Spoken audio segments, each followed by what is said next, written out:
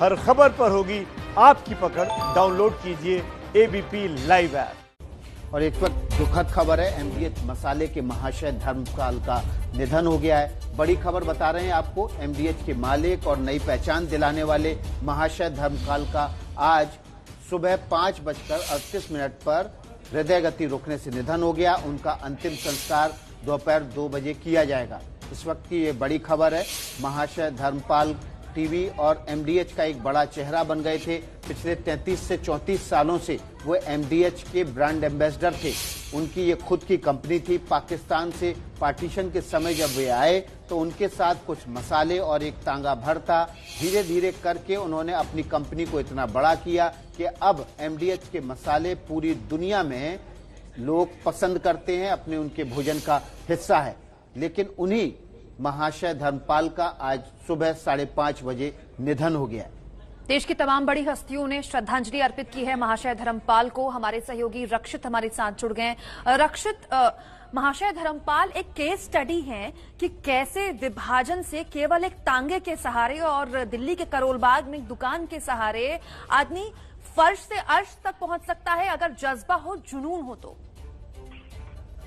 बिल्कुल, देखिए जैसा आपने कहा कि महाशय धर्मपाल गुलाटी जो है वो अपने आप में एक केस स्टडी है। केस स्टडी न सिर्फ अर्श से फर्श पर पहुंचने की कहानी है, बल्कि केस स्टडी है बड़े बड़े उन कॉरपोरेट के लिए, बड़ी बड़ी मल्टीनेशनल कंपनियों के लिए कि बीते लगभग 50 से 60 सालों के दौरान जब इंडिया में तमाम मल्टीनेशनल कंपनियां आई, चाहे वो आईटीसी हो, हिंदुस्तान यूनिलीवर हो, तमाम कंपनियां आई, लेकिन उन सब के बीच में अपनी पैठ बनाए रखना, अपने बाजार को बचाए रखना, और न सिर्फ बचाए रखना बल्कि उसे दिन दूनी रात चौगनी तरक्की देना। तो जो बिजनेस एक्यूमेन भी महाशय धर्मपाल का है ना, वो भी अपने आप में एक केस स्टडी है। तमाम मैनेजमेंट इंस्टीट्यूट्स में जो पढ़ाइयां होती हैं उसमें कुछ केस स्टडीज इंक्लूड होती हैं। अगर महाशय धर्मपाल की अब तक नहीं हुई होगी तो जाहिर तौर पर आने वाले समय में जरूर होगी, क्योंकि अपने आप में ये कहानी है पूरी की पूरी, और वो कहानी को आज एक तरीके से कहें तो विराम मिला है। अब महाशय धर्मपाल जो है वो धर्मपाल गुलाटी अब हमारे बीच नहीं है और ये बेहद दुखद खबर आई क्योंकि 5:38 पर दिल का दौरा पड़ने से उनका निधन हुआ है। मल्टी ऑर्गन फेलियर की भी खबर सामने आई है। इस बीच आपको बता दें, दिल्ली के मुख्यमंत्री अरविंद केजरीवाल ने ट्वीट किया है, धर्मपाल जी सबकी प्रेरणा थे, उन्होंने अपना जीवन समाज को समर्पित कर दिया, भगवान उनकी आत्मा को शांति दे।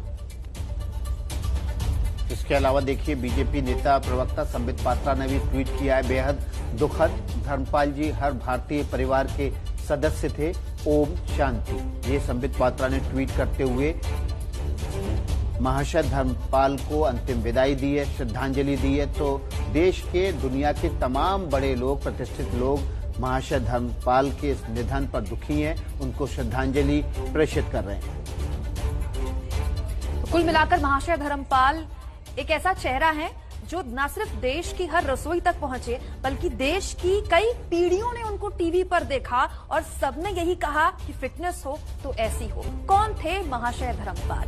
कैसे पाकिस्तान से सियालकोट तक पूरी दुनिया में मसाला किंग बनने का सफर उन्होंने तय किया? देखिए। हैरान कर देने वाली कामयाबी की ये कहानी देश के मशहूर उद्योगपति महाशय धर्मपाल जी की है।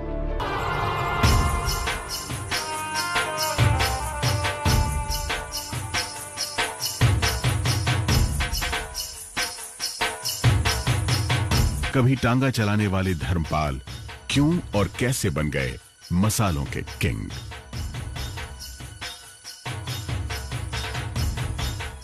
हम अकेले चल दिए थे जान बेमंजिल, हम अकेले चल दिए थे जान बेमंजिल, लोग मिलते कारवां बनता गया हो शांति शांति।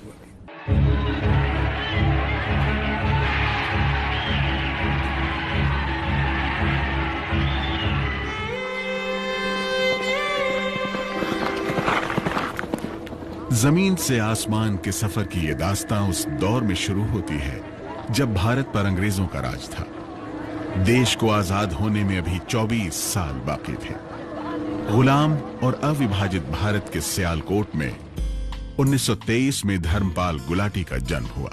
पाकिस्तान के शहर सियालकोट के मोहल्ला मियानापुरा में महाशय चुन्नीलाल गुलाटी का 5 बेटियों और 3 बेटों का भरा पूरा परिवार रहता था।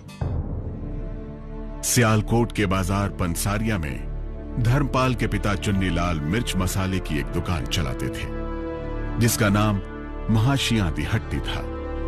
और यही महाशियां दी हट्टी आज मसालों की दुनिया में MDH के नाम से एक बड़ा ब्रांड बन चुकी है। सियालकोट में सबका इतना प्यार था, साहब हालांकि प्यार से मिलता था, प्यार से काम करता था। रहा स्वाद मेरा जिंदगी का, और बहुत लंबी जिंदगी भाई कटी मेरी। तो मैं 5वीं क्लास में जब गया, पहले गया स्कूल चालू हो तो रोते थे, नहीं जाना नहीं जाना नहीं जाना। उस समय मैं क्या स्कूल बच्चा जाता था, जब माता पिताजी पतासे चीनी ले जाए बड़ी सही से बात पढ़ते थे। मैं स्कूल में जाना हम रोते थे, नहीं जाना नहीं जाना नहीं जाना। ऐसा ऐसा माहौल ऐसा बनता गया, बस चले। 7 साल के धर्मपाल का मन पढ़ाई में कम, पतंगबाजी और कबूतरबाजी में ज्यादा रमता था। पढ़ाई से दूर भागने वाले महाशय धर्मपाल को पहलवानी का भी शौक था, लेकिन साथ ही साथ धर्मपाल का बालक मन बड़ा आदमी बनने का ख्वाब भी देखता था। दरअसल उसका ये ख्वाब उसके पिता से बड़े आदमियों की कहानियां सुन सुनकर पैदा हुआ था। जमाने में जब मैं 5वीं क्लास तक आया तो सवाल जब जगह चलने हमारे पिछले लाली थे, और भाई so I have eyes and I can see the book that is in front of me, बोल दिया। आगे आगे आया नहीं, वो समझ आती यहाँ से दबाया कि मेरा खून जम गया, छिके निकल गए। मैं स्कूल का ध्यान बंद कर दिया। 5वीं क्लास तक मैंने ध्यान दिया ही नहीं है। जब मैं और कोई बड़ा हुआ छोड़ दिया मैंने। मैं बेटा आप क्या करेगा, काम कराते बढ़े का, लकड़ी का काम, लकड़ी का मकान बनाएगा। मैं 8 महीने मैंने बड़ी का काम किया। धर्मपाल 5वीं क्लास भी पास न कर सका। पिता चुन्नीलाल ने बेटे को हर तरह के कारोबार में खपाने की कोशिश की। कभी धर्मपाल को साबुन की फैक्ट्री में काम पर लगाया, तो कभी चावल की फैक्ट्री में। कपड़े से लेकर हार्डवेयर की दुकान तक धर्मपाल ने 15 बरस की उम्र तक कई पापड़ बेले। लेकिन जब धर्मपाल का मन कहीं नहीं रमा, तो पिता चुन्नीलाल ने उसे मसालों के अपने पुश्तैनी कारोबार में लगा दिया। पिताजी मैं गांव से आए थे कि बेटा मेरा अमीर बन जाएगा। कपड़े की दुकान बैठा दिया, छोड़ दिया। बड़े का काम है, उसके बाद क्या उसको बोलते हो, हार्डवेयर का काम किया, ये भी लगा छोड़ दिया। भंडारा डब्बा पड़ा, छोड़ दिया। फिर मैं आकर के मुझे आपकी दुकान पे बैठना पड़ा। फिर मैंने 2 पैसे की मेहंदी जाते मामा ने लोग सब लोग मुसलमान थे, और मेहंदी बहुत लगाते थे। गर्मी के दिन में मैंने पुड़िया मांगी 2 पैसे की, रेडी मैंने ली। कल मैंने यहाँ आने पैदा रंगन गेली मेहंदी बेचने, 2 पैसे की पुड़िया। खैर करते करते आहिस्ता आहिस्ता काम बढ़ता गया।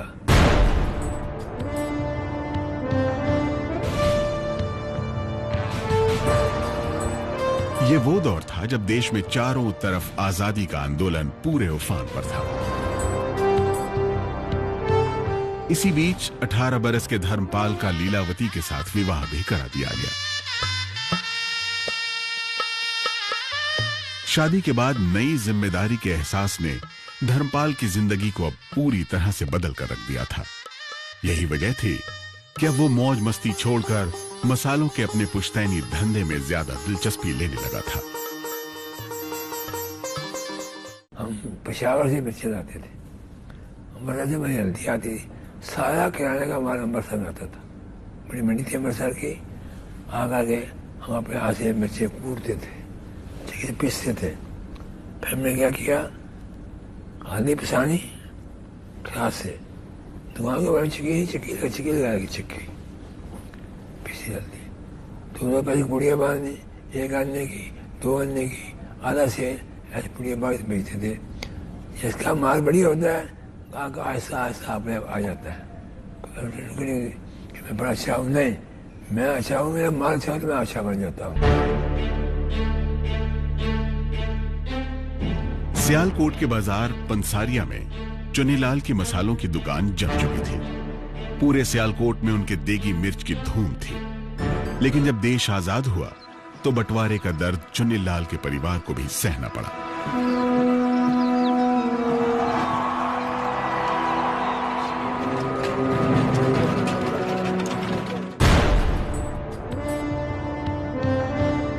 सियालकोट में जहां चुन्नीलाल का परिवार रहता था, उसके एक तरफ हिंदुओं का मोहल्ला था और दूसरी तरफ मुसलमानों की आबादी थी।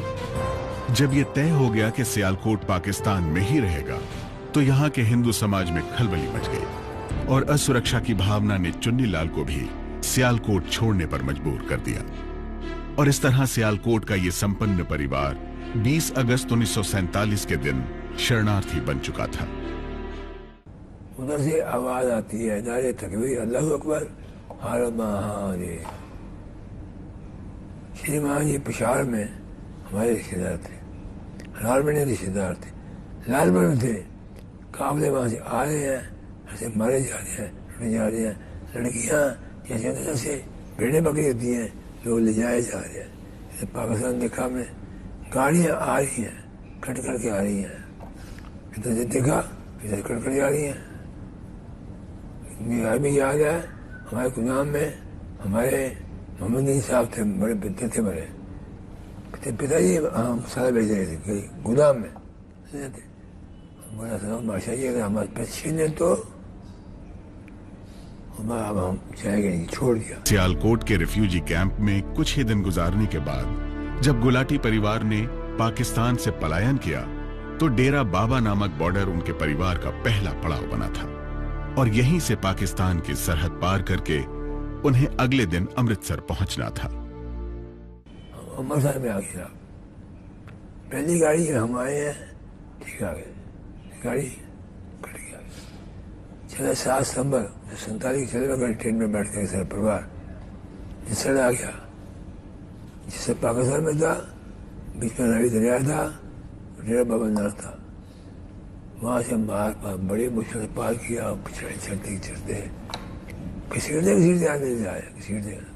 बरसात का मौसम में बरसात ऐसा हो रही थी, मत कुछ यार आ जाए। लेकिन पलायन की वो रात गुलाटी परिवार पर कयामत की तरह गुजरी थी।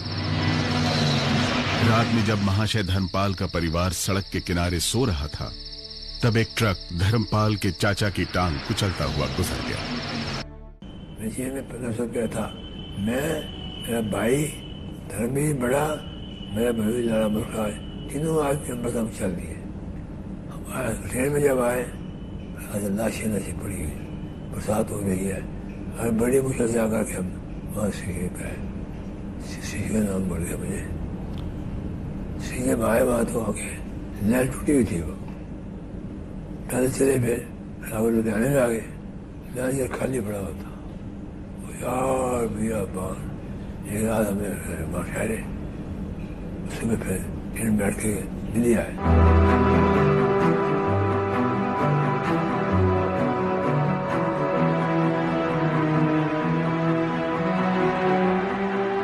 अगस्त 1947 भारत आजाद हो चुका था, लेकिन यह आजादी अपने साथ मुल्क के बंटवारे का असहनीय दर्द भी लेकर आई थी।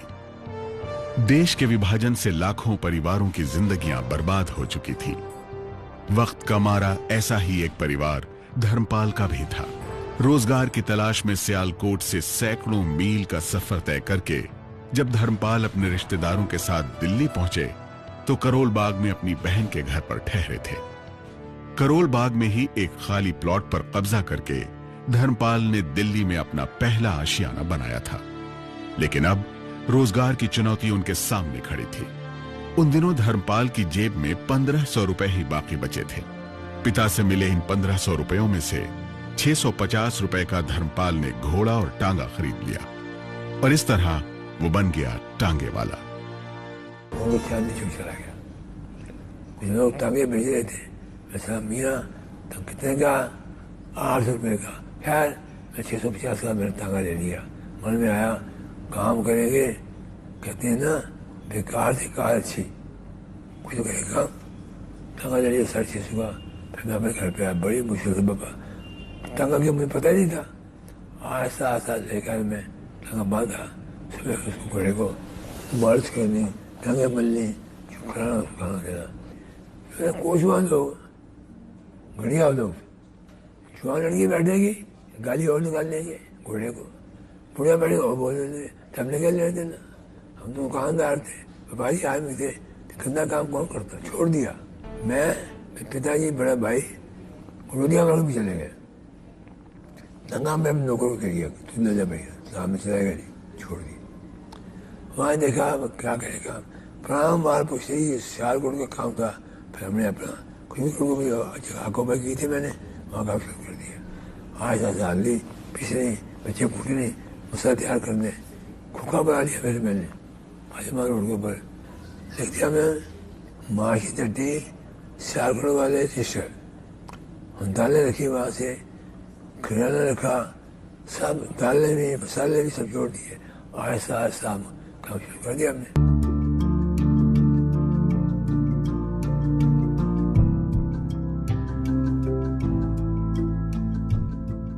10 अक्टूबर 1948 में धर्मपाल ने अपना टांगा और घोड़ा बेच दिया और करोल बाग के अजमल खां रोड पर ही एक छोटी सी दुकान यानी खोखा बनवा लिया। सियालकोट की एक बड़ी और भरी पूरी दुकान से उठकर अब धर्मपाल का पूरा परिवार एक छोटे से खोखे में आ पहुंचा था। लेकिन आगे चलकर धर्मपाल ने मिर्च मसालों का जो साम्राज्य स्थापित किया, उसकी नींव इसी छोटे से खोखे पर रखी गई थी।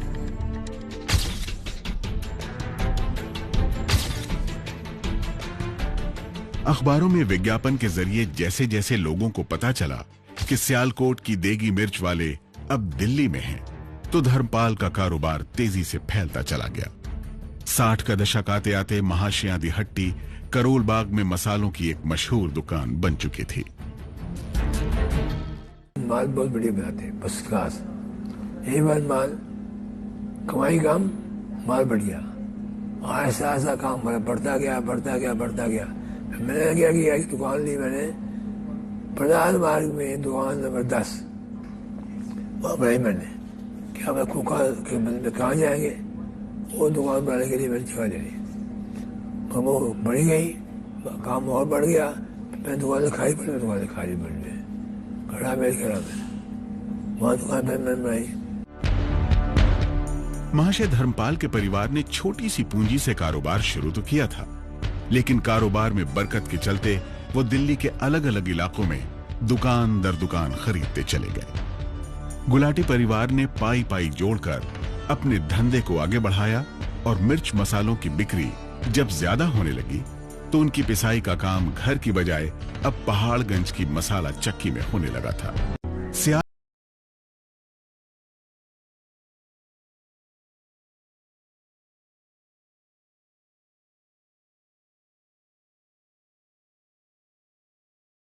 लेकिन ये काम इतना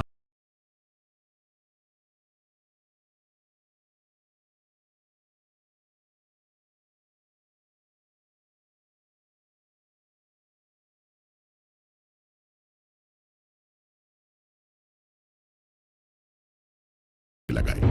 93 साल के लंबे सफर के बाद सियालकोट की महाशया दी हट्टी आज दुनिया भर में एमडीएच के रूप में मसालों का ब्रांड बन चुकी है।